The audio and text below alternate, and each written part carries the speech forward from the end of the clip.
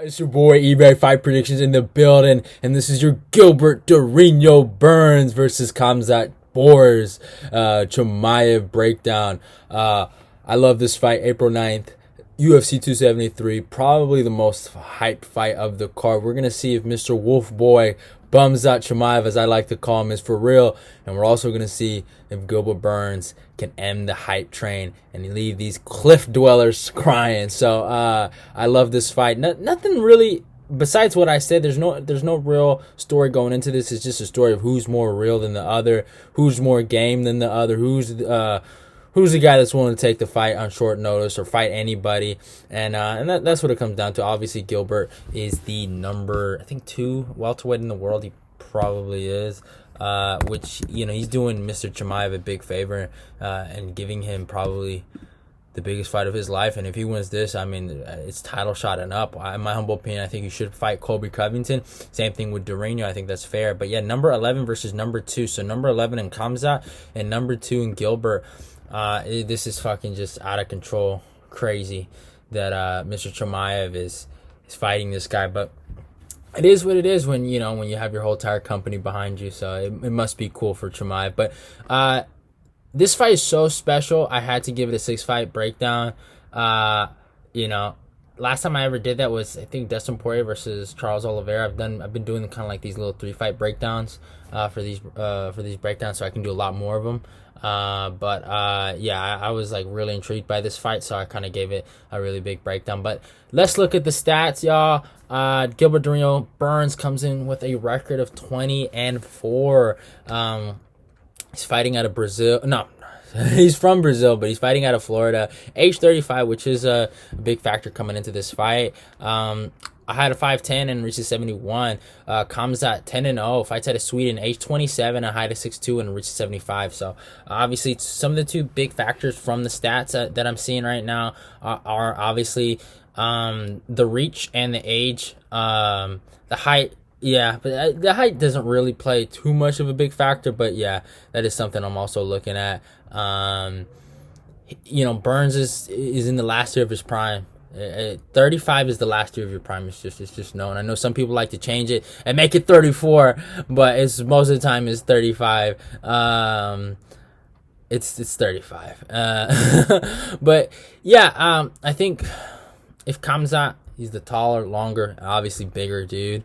He might be able to use it against Dorino, but that's how I look at this fight. It's the durability, youth, and explosiveness of Khamzat's versus Dorino's technical and his own explosive and fast abilities against Khamzat. So it's going to be a really, really good clash, and I don't see this fight going to the cards. I don't see this fight going 15 minutes. But let's talk about Chimaev, Mr. Bumzat, as I like to call him. I probably might call him Bumzat or Kumshot, as Colby likes to call him for the rest of the video.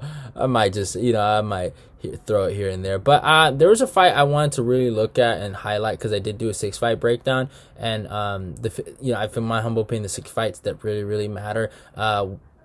Obviously, when I do my breakdown, I do their last 5, and then a fight where I felt like they fought very similar style to their opponent, how well they did. And one thing I saw, I felt like I learned a lot about Khamzat is his fight against Ikram Aliskerov.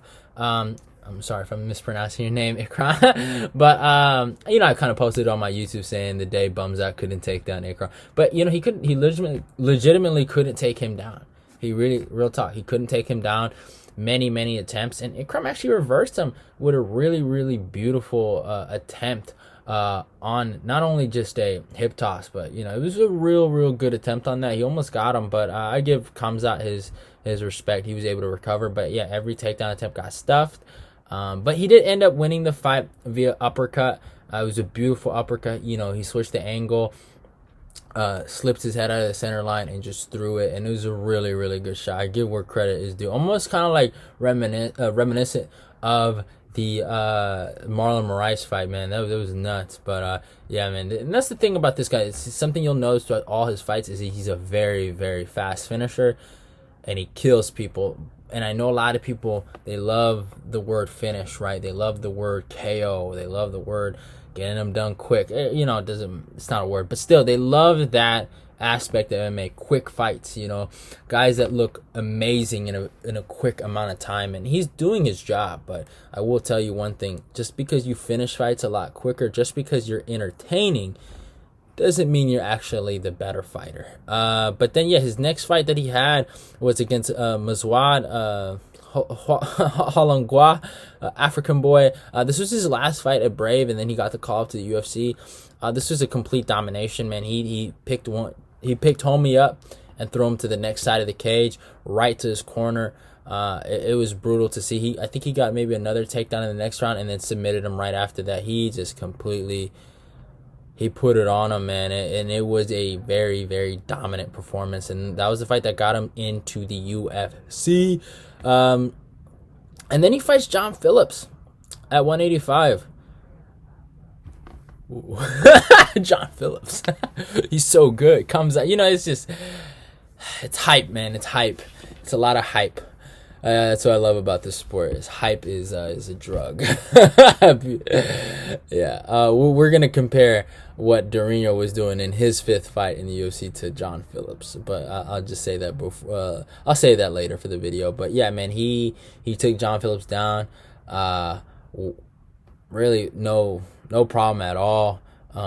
John's a big guy, can't wrestle to save his life. He just really has a right hand, and it looked like he was scared to get hit by that. In the second round, he took him down again, and then got him with a good Darce choke. So yeah, and which was impressive. It was an impressive thing that he did in there. And then yeah, he fights Reese McKee. Reese McKee, one of the illest welterweights in the UFC. Is he still in the UFC? Nah, he probably left because he was just too good. But fights Reese McKee, who was undefeated. No, he wasn't undefeated. My bad. He was 10-2, so he had a decent record.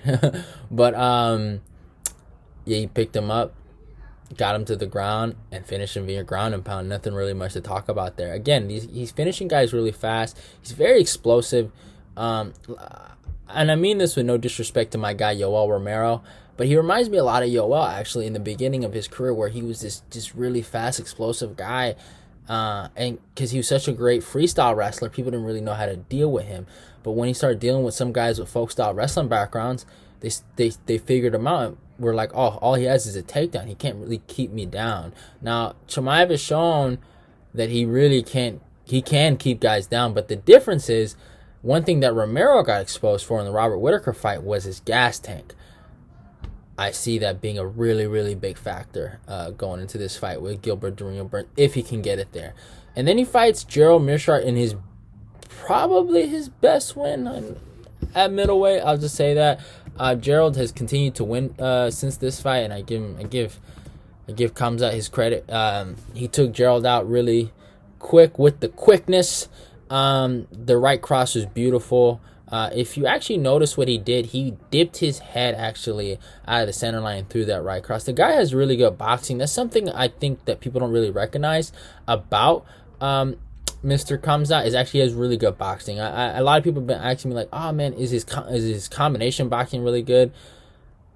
I think it is. I don't know about his gas tank, but I do think his actual striking is really, really good. I've seen him train with Alexander Gustafsson. He can box. I give him that. He has hands. He does have hands, and I think he proved it here. I know he only threw a shot, but I think he does have combination punching. And we're gonna see. How well it goes for him. But yeah, the guy has hands. He has hands. I will give him that. And he showed that against Gerald. He lit Gerald up, man. I felt so bad for Gerald. He talked all that shit to Gerald, and he fucking really beat him with 17 seconds. Wild. And then he fights Ji Li Lang, right? So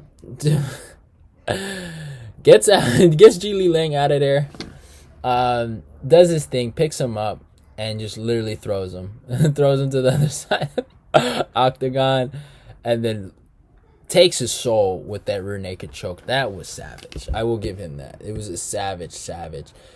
Savage thing. But and he gets the win. And that fight was 4 months ago. Now he's here fighting Gilbert Durinho Burns, and he's actually teamed up with Mr. Darren Till. And yeah, going into this matchup, we don't know.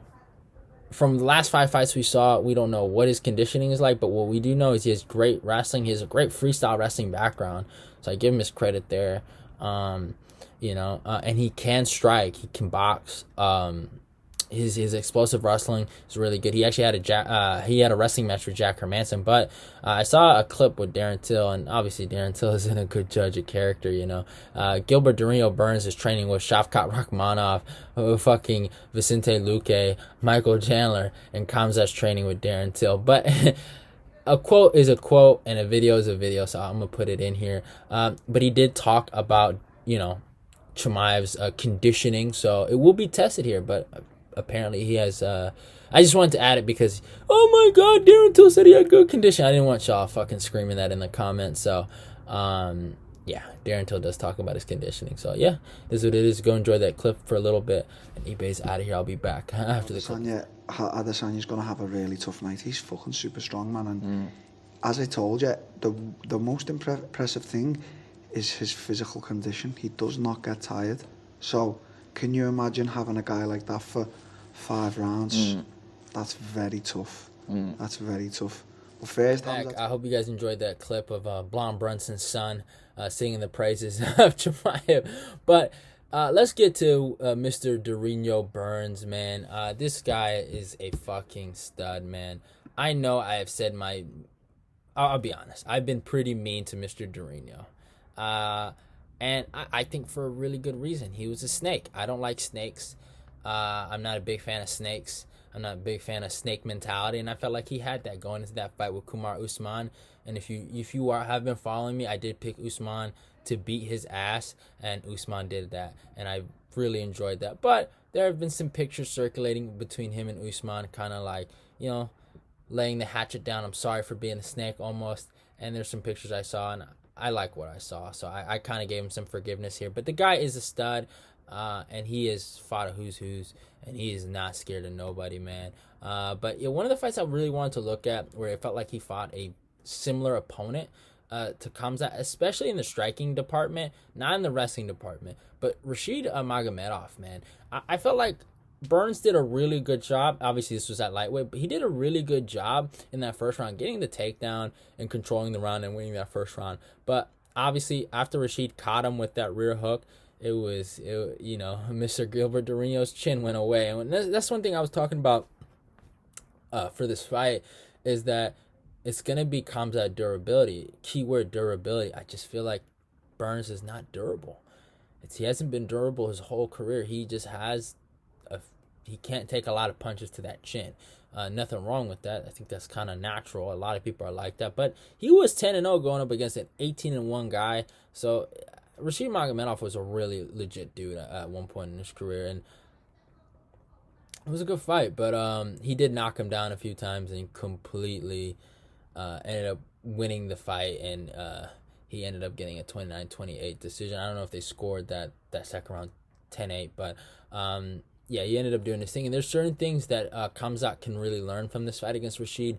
The straight right down the middle, the switching of the stances, the jab. Obviously, we'll talk about that in the Usman fight. But there's a few things you can learn from this fight and how to beat Burns, because he throws a lot of hooks. But if you can bypass that with your jab, and you can use your jab to lead to your 1-2, or maybe throw a 1-1, then 2, double up the jab, then throw the cross. There's a few things that Khamzat can do. And Khamzat throws really good straight shots. So I think he could catch Durinho. And Durinho can't take a punch. And Khamzat's a big dude. He's a big dude. Bumzat eats a lot of food. So he's a big guy. Cuts a lot of weight too. But yeah, like I was saying, when I was going to talk about the 5 fights that Mr. Gilbert Durinho was doing, Durinho was fighting Gunnar Nelson, while Khamzat was fighting fucking Mukwan Halagua. Right? Levels. And when he fought Nelson, actually, Gunnar Nelson, it was on short notice, by the way, and he put on a clinic, man. Now, Nelson actually did take him down. He did get him down a little bit. But besides that, Durinho put on a clinic, man, of just takedowns and just takedowns, man, in out grappling the grappler, right? Like Gunnar is the grappler in this situation. He was able to out grapple him. He wasn't able to submit him, but these guys are high level jiu-jitsu guys, and I don't think Mr. Khamzat is that. And he landed a beautiful hip toss, and then he got a beautiful double leg in there, and he just was the more active fighter. He just really, really outworked Gunnar in there, and he did it on short notice. Imagine what he could do on a full camp. You never know. Maybe he gets a finish. So after beating Gunnar, he ends up fighting Damian Maia. This was a really good fight for him, man. He showed a lot in this fight, man. Probably one of his better picture-perfect performances was against Maia, man. He got taken down a few times and in that fight against Maia, and the way he was able to reverse those situations when Maia has your back or when he has you in half guard on top, it's usually wraps, and he was able to get out of that and just get it back to the stand-up where he needed to win the fight, and landed probably the best left hook of his career. I wouldn't say he's a really good, I'm not gonna lie, I remember I was talking to my guy Fuego, and he was telling me that he throws weird hooks, and I didn't believe it, and then I started watching, and I was like, yeah, Fuego might have been right on that, but we don't gonna give Fuego too much credit. But yeah, man, he throws weird hooks, but this one he threw a beautiful hook, got him down, finished him, and finished him in the first round. And Maia hasn't been finished like that in a very long time. Like Colby Covington couldn't do it, Usman couldn't do it, Bilal couldn't do it. A lot of guys, it's hard to finish that man. He's a very, very competent fighter, and fought for belts in both divisions at 185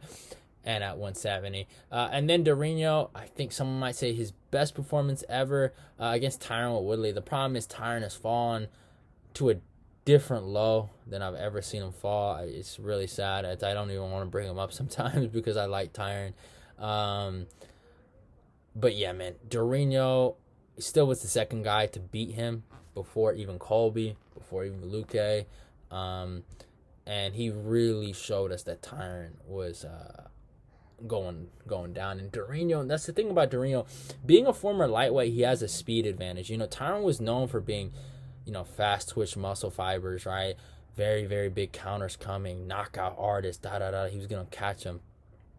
And Durinho was the faster fighter in there. He just was faster than him, and he caught him with a beautiful another cross, moving his head out of the center line, landing it, just a slip cross.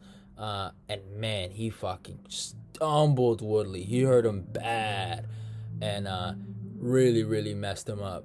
But it was a really, really impressive performance by Durinho. Durinho was able to get some takedowns in there, I think in the second round. And then he even hurt him again, especially in that fourth round. I was really, really impressed with that. And I think he got another takedown. And then, dude, hold up. Y'all, they were going too crazy in my living room. I had to tell them, calm it fucking down. But yeah, man.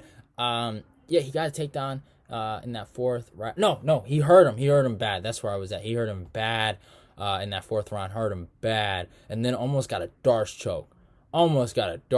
In there at the end of that fourth round. And then, there's this moment in the fifth round. I totally forgot about it. After that, it ends, right? He goes up to the camera and is like, whoa, wow, pro, just fucking yells at the camera, man.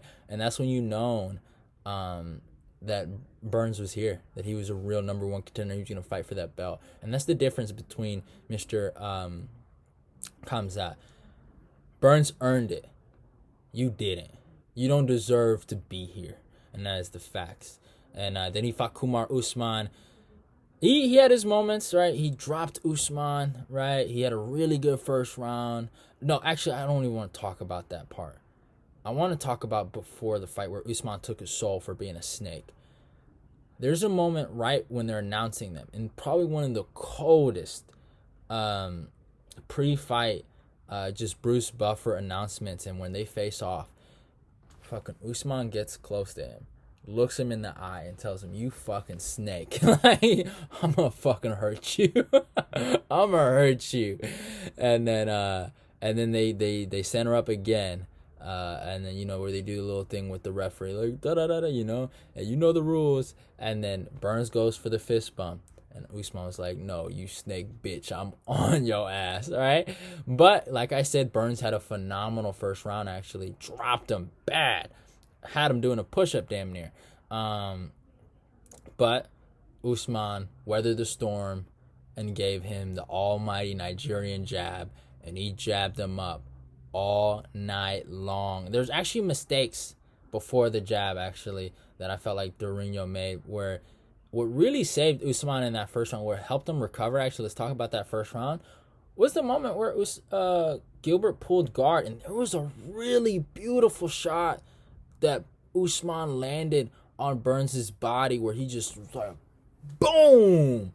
While Burns was just fucking on his back, trying to pull guard, trying to tell Usman to come on, and it made fucking Burns try to get back up. But then there was a beautiful pullback counter that Usman landed in that second round, which really started hurting Burns.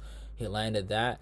Then he landed a jab in that second, dropped him, and then at the beginning in that third round, fucking finished him with 30 seconds left with a jab, and the ground and pound was vicious, and he was like, put some respect on my name! Da-da-da-da-da! And you could tell Burns humbled him. It was a humbling moment. That's the thing, man. I really didn't like the guy. I didn't. That, to me, I don't like, there's a few things in this world I don't like snakes. And I could feel that guy was a snake. I hate him. I hate snakes. And I just felt like he was a snake, man. I'll never forget on the countdown where he's talking to his son. He's like, you remember Usman? You remember you used to be really cool with Usman? I'm going to beat him up now. I'm going to fight him for the belt now. Like, just almost bragging about it. Like, dude, they used to be your homie. That guy held your child. I get it. They're fighting for a belt in his business. Don't get it twisted. I understand that. But there's just certain things you probably shouldn't show on TV, that you don't need to make yourself look like the biggest snake in the fucking room. Like, have some self-respect. But obviously, like I said, he made amends for that, So, all is forgiven. Still a little bugs me a little bit, but yeah, man. And he also did some grappling tournaments. Went up against Lovato Jr., beat Lovato Jr., who's a big middleweight. Since we're talking about Khamzat, who's the biggest weight bully. But yeah, but then he fought Stephen Thompson, and I thought Bilal did better than him. I will be honest. I thought Bilal did a little better than him in there. But I thought he did all right. He was able to take him down a few times. He took him down like 3 times. He did get hurt in that third round. But he took him down a few times and was able to ink out a decision victory over Thompson. And it was impressive. It was an impressive fight. And yeah, now we're here. Now we're to the fight. And who I am picking. I mean, okay, I'll be honest. Like I said, durability versus technique, right? You have Khamzat's durability. You have his explosiveness, his great wrestling. Still blue belt in jiu-jitsu. But you never know. Sometimes some people might say jiu-jitsu is fake. So wrestling beats jiu-jitsu. But the facts are the facts here. Khamzat has not fought the level of competition that Burns has. He has not even been in the deep rounds like Burns. Obviously, they're going 3 rounds, but he still hasn't even gone to round 3. And if Burns can push him there, then he has a chance. I'll be honest. Khamzat, I feel like he has a durability advantage, like I've said before, but I also do think he might have a slight power advantage here. He is bigger, and I think if they go blow for blow, I think Burns would slump. I think he will. If he got hurt, I feel like he will fold. I feel like if Khamzat were hurt, since he's so young, right, and he's so, he's hungry, I feel like he'd fight a little longer. I think he's one of those guys you got to put a bullet in his head, and I think Durinho is willing to do that. But I really do think Khamzat, he touches his chin one time, I think he wins the fight. I don't think he actually beats him on the ground. I really don't. I just think Burns is too tough on the ground for him. I think his wrestling is really good. He could take him down a few times. I don't know if he can keep him down. And that's really it. I think Khamzat's best win is in the first round via finish, via knockout. I think that's really what you gotta go with.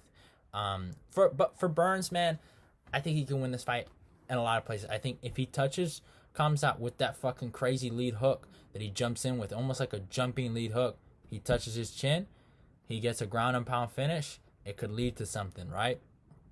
Like almost like a club and stuff. He gets the lead hook, knocks him down, and then subs him. He can get that. I think he could explore some wrestling exchanges. I don't think he could take him down, but I also do think he can pull guard when Khamzat is going for takedowns. And then there could be some scrambles there where I think Durinho can get on top and get a submission or win, top control, or just win the round just based on those grappling transitions, right? And then my other way, I think Durinho, this is what I think. I think he's gonna attack the lead leg, one, hammer hoof style, right? If you watch any Sanford MMA fighter, 1 2, 1 2 3, 1 2 3 2 2, or 1 rear leg kick, 1 2 lead leg kick, right? That's really what they do, right? It's very obvious. 1 body kick, right? 2 lead body kick. That's what they do. If you realize actually in the Gilbert T Wood fight, if you know what Gilbert did to T Wood to really win that fight, was attack that lead leg. He attacked that lead leg and completely changed the whole entire fight.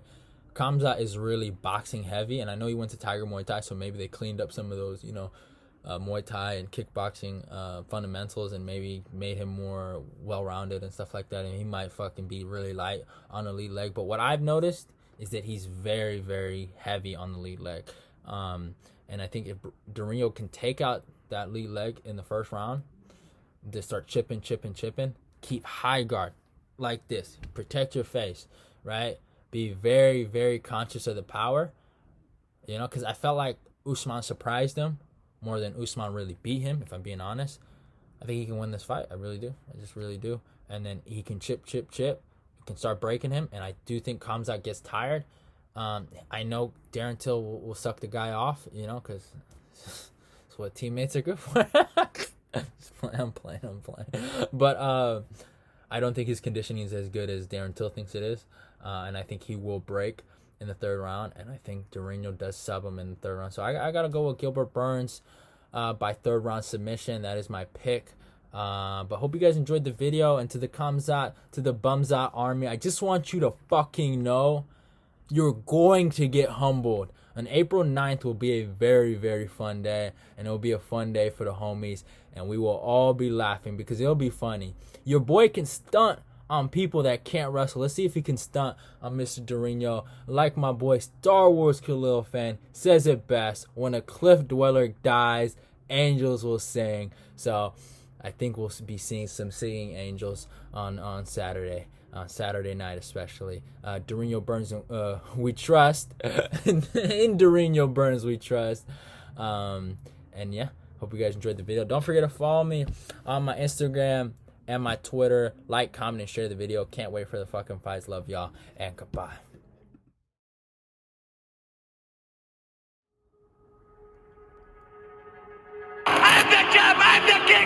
You're probably the most interesting up-and-comer in the sport. Everyone's watching you. Everyone's already talking about you fighting. I'm gonna take everything from this UFC, brother. Now I am UFC, brother. Khamzat Chimaev. I mean, this guy has just burst onto the scene. This guy is one of the most special fighters I've ever seen, if not the most special guy that I've ever come across. Khamzat seems to be sort of the new kid on the block at 170 pounds. You and Khamzat Chimaev have been linked to a fight. I think he's very good, but now he's a different level. Now we're talking about number 2 in the division, former number 1 contender, fought for the title, and I've been around forever. High level grappling, very good wrestling, power in both of my hands, so I'm excited. Let's go, brother. Let's go. You're gonna get some smoke, bro. Gilbert Burns is taking on Khamzat Chimaev. Burns versus Chimaev on April 9th for UFC 273. I'm the king, brother. Nobody can stop me. Let's see if this guy's a real or not, and he got a real guy in front of him this time. Gilbert Burns is such a big step up in competition. I have no idea if Khamzat is ready for this. I'm ready for everything.